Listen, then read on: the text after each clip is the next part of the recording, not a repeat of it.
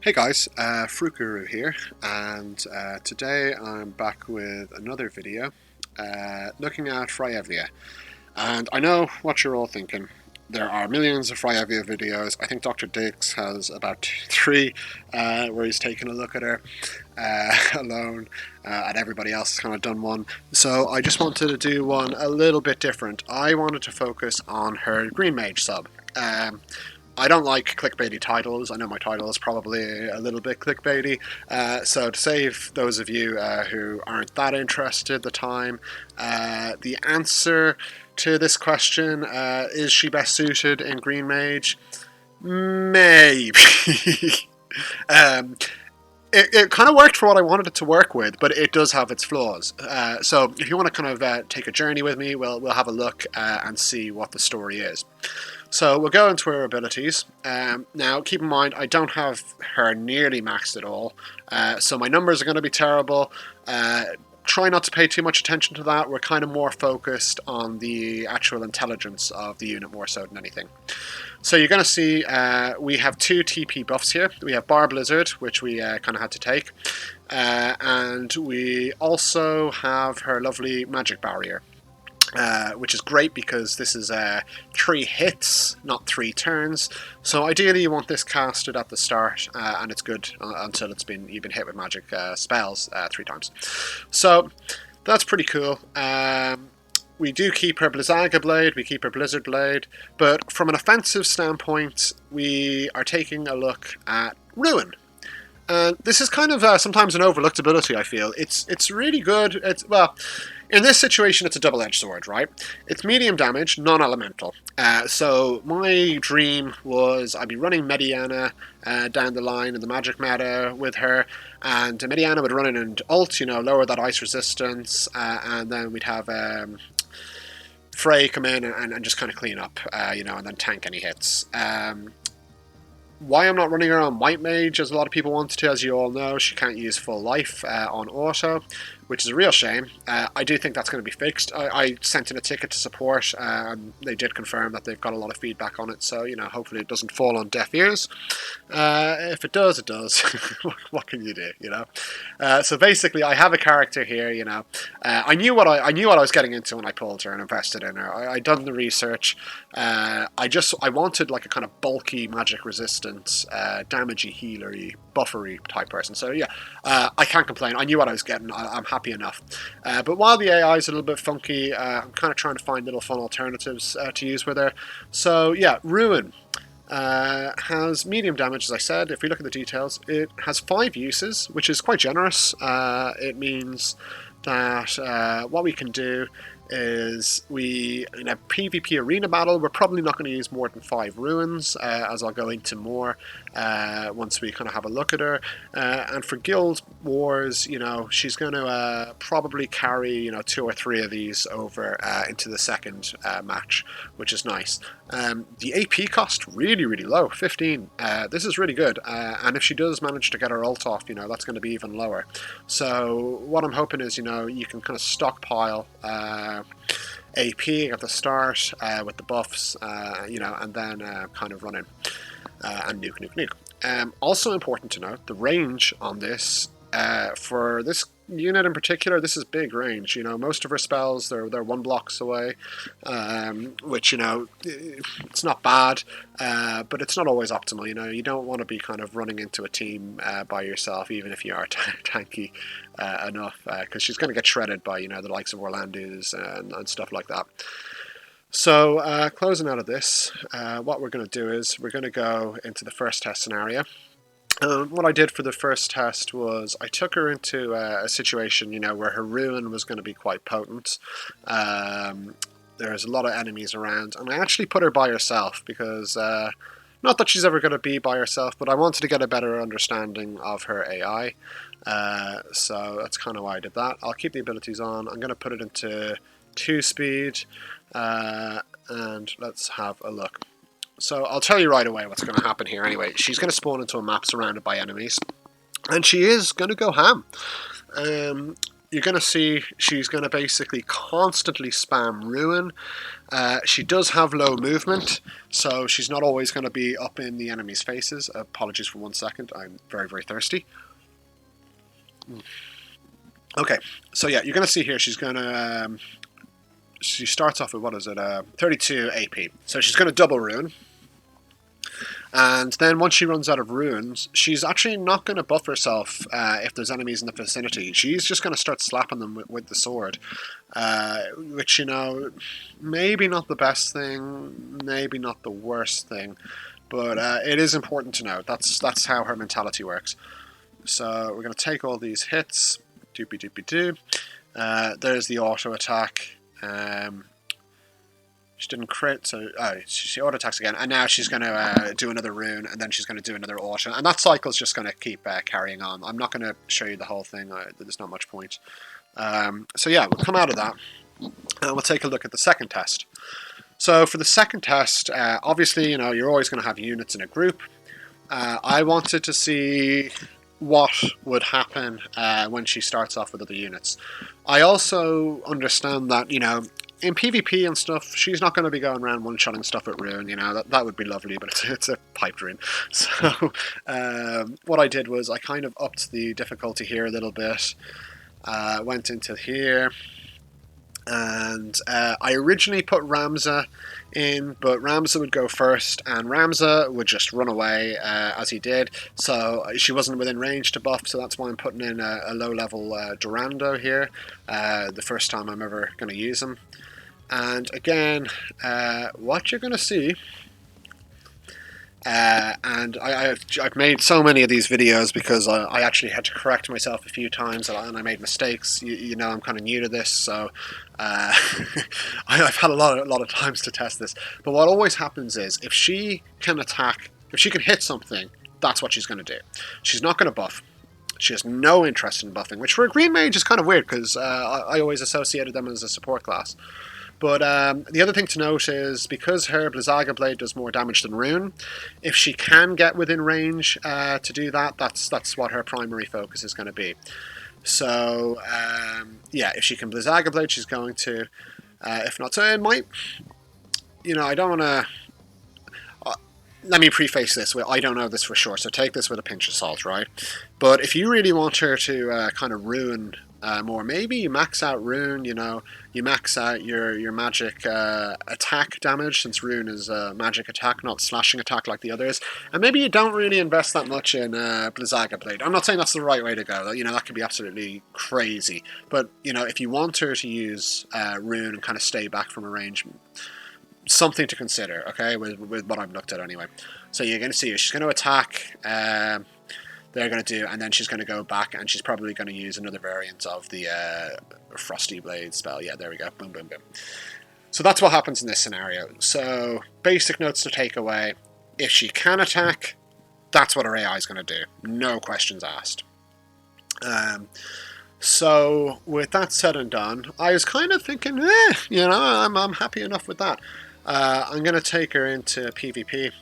And see how she does. Now, look, I'm not going to win any fights here because she's really underleveled. I think I'm somewhere in the top 500, so, you know, the teams are a little bit difficult.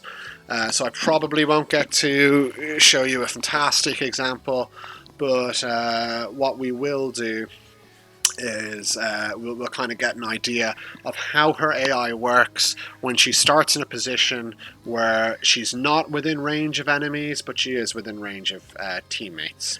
And this one caused a lot of confusion for me, to be honest. I've used up all my orbs, unfortunately, but I'll use what little Viz I have left. I'm kind of Viz-rupt after pulling on this unit and trying to get her shards. But let's have a look. I need to find a team that's not going to like kind of one-shot me, but also... Okay, so... This is probably going to be a pain. I'm not going to win this, but, you know, I'm not going to kill them with my gunner straight away, so we'll do that. So let me just restore... Oh, brilliant. I have restore orbs. Fantastic.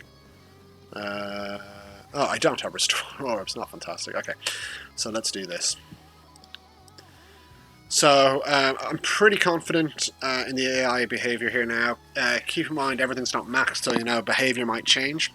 Just to note, I did have Mont's TMR on her originally, but all she did was kind of stand back and cast Rallying Cry. So I've taken that off just to kind of get a better idea of how she's going to act without it. As we know in the JP update, they're allowing you to toggle off the TMRs now, the abilities, so that's going to be handy.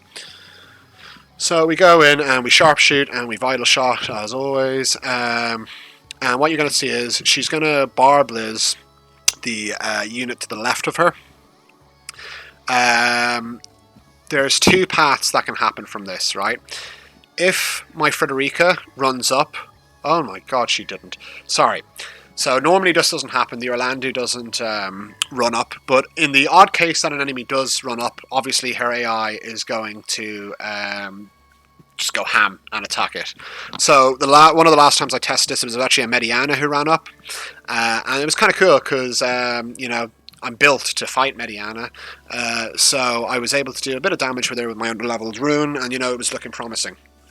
But let's just kind of go on with this. Do you know what? You don't want to see it. You know, everyone knows what gunners do. Everyone knows I'm going to lose this fight, so I will skip, and we'll get that nice little defeat screen.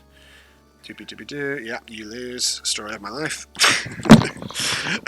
So yeah, we go down here now, and hopefully the next one will kind of show a little bit more with what happens when the enemy isn't within range.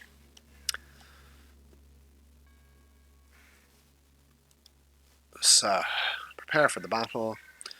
Oh yeah. Kind of avoiding range teams because I don't want her to get picked off. This is perfect. This is actually really nice to experiment with. So the Ketone, actually, because she's high agility, she's probably actually going to move forward if she doesn't buff. So we might see the same thing again, but if not, you know. If not, no big deal. We'll do another one. So, we wait an eternity to load. Doop, doop, doop. And possibly BlueStacks is lagging or crash. No, okay. Looks like we're eventually going to make it. Apologies, it doesn't particularly like running on this. Okay, so she's gone for the buff. She hasn't ran forward, so we're going to see some proper behavior. So we're going to sharpshoot this, and that's a kill. I'm probably going to get Vital Shot off again, and a miss. That's nice. I'm kind of glad that happened. We want the battle to last. So she ran in again.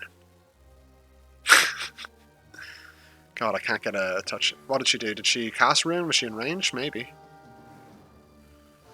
So, no, she's actually cast Barbliz on Fryevia, and she's ran forward.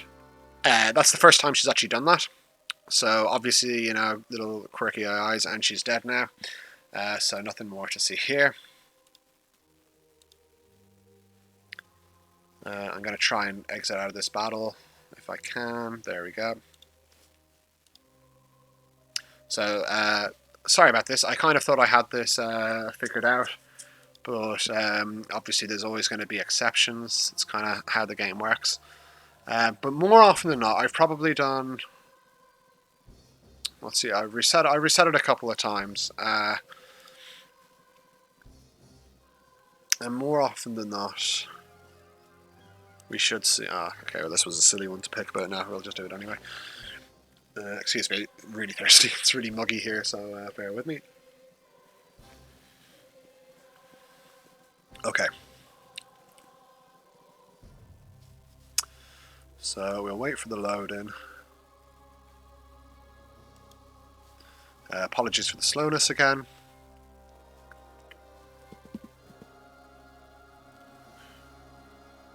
Okay. So this is always going to be the same sharpshoot and vital shot, or nobody cares because we're not looking at these gunners.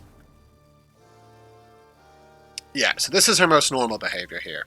She goes in and she charges Barbliz on the Fryevia to the left of her.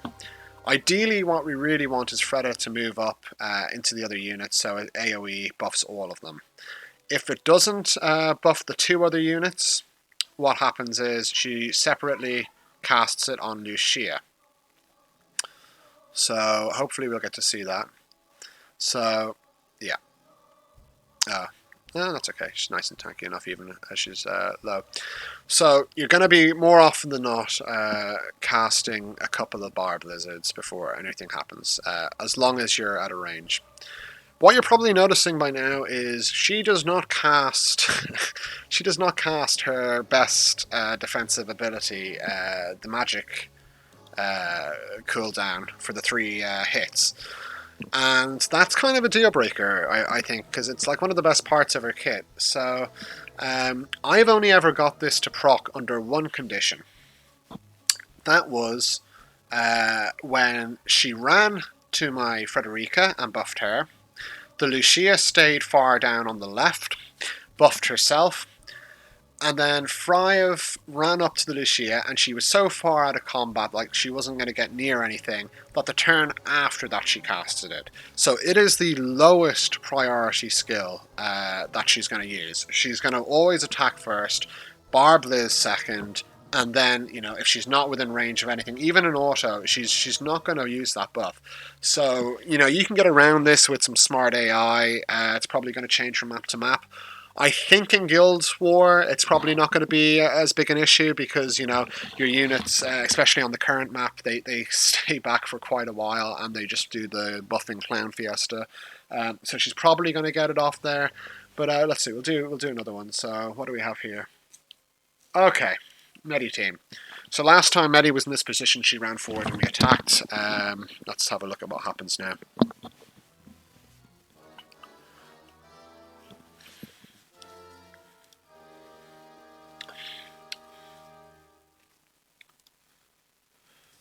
Okay.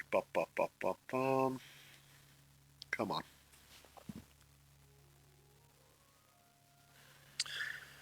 Right, so let's get past the sharpshoot vital shot. Poor Freddy. Okay, so she's running forward, so we're going to see her run forward and rune. And, yeah, I mean, it's always the same behaviour. But now the problem is she's not going to buff at all. She's just going to keep going ham. My other units are going to buff, so she's going to have a bit of time to kind of play around. We'll survive this, I think. Let's probably do half her health, maybe 3/4 as she's currently built. Yeah, a little bit more. She's stronger than the last Medi. So they're going to buff. Hopefully my Lucia doesn't kill, but she is. That's unfortunate. Oh, she's still alive. Great. So we're going to get hit. But yeah, so, you know, we win the match, but we're not really looking to win here. And, yeah, just her buffs are so low priority. I'm not going to go too further on. I guess you all get the picture by now. But that's basically it. So if you're using her in Green Mage, you know, I think the next set of testing, I'm going to put her far up on the left because units generally don't travel down that top part. So positioning is going to be a big thing. I'll probably do a second video with that once I've tested a bit more. But that was just a quick kind of look into the Green Mage mentality of Fryevia. So I hope that helped. I hope you found it interesting. I did just post about this on Reddit about half an hour ago in a text post. So if you think I just kind of stole someone else's post and ran with it, not the case. That was me. So yeah. Anyway, listen. Probably won't be doing any videos for the next couple of days because I'll be doing stuff with the family. But, you know, we'll be back on Sunday. We'll try and get some more testing done then. Until then, thanks very much for watching and take care.